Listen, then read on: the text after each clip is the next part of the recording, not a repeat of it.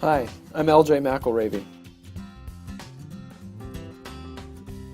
Let me start by giving a quick definition. Facilitation is a process used to help a group move in a unified direction, usually by making decisions and solving problems by consensus. A facilitator is a person without any substantive decision-making authority, also known as a neutral party, who guides the process of work, promoting effectiveness and efficiency within the group. The facilitator is not responsible for the content of group work because that comes from the group members themselves. I know these definitions are a little academic, but I think they set the foundation for what facilitation is. Let me provide a few examples to help clarify what I mean by explaining what facilitation is not. Facilitation is not the same as teaching.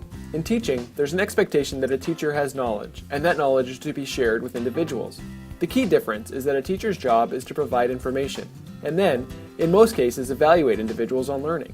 A facilitator is most concerned with group dynamics and getting the group to work together, and not in individual learning or assessing individual performance. A facilitator's role is also not the same thing as a mediator.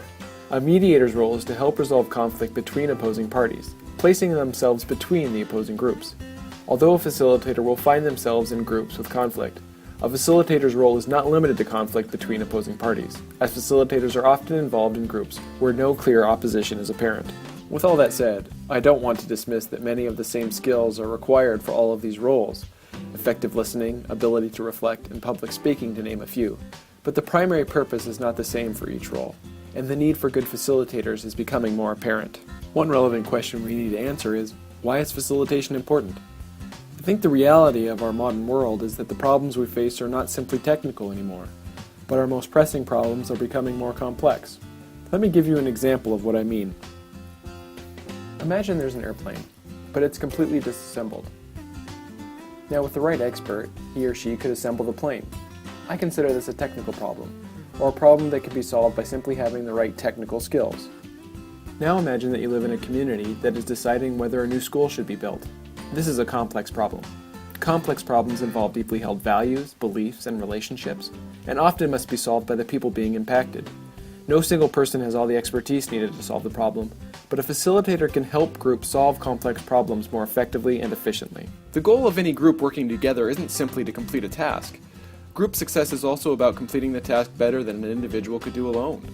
A facilitator can support this goal by being aware and using interventions that impact the social relations within the group, and that help the individuals feel rewarded for group participation. Ideally, facilitation leads the group to work synergistically.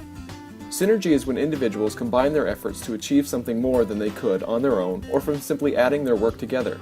Adding up individual work leads to the simple idea that 1 + 1 = 2. Group synergy leads to creativity, innovation, and solutions that are really unimaginable by individuals alone, and can lead to the idea that 1 + 1 = 3, or 6, or even 100. By using the right interventions and the right tools, a facilitator can help a group tap into all the individual skills, knowledge, and energy, and turn it into a synergistic explosion of innovative solutions. To learn more about facilitation and developing facilitation skills, please feel free to contact me or your extension educator.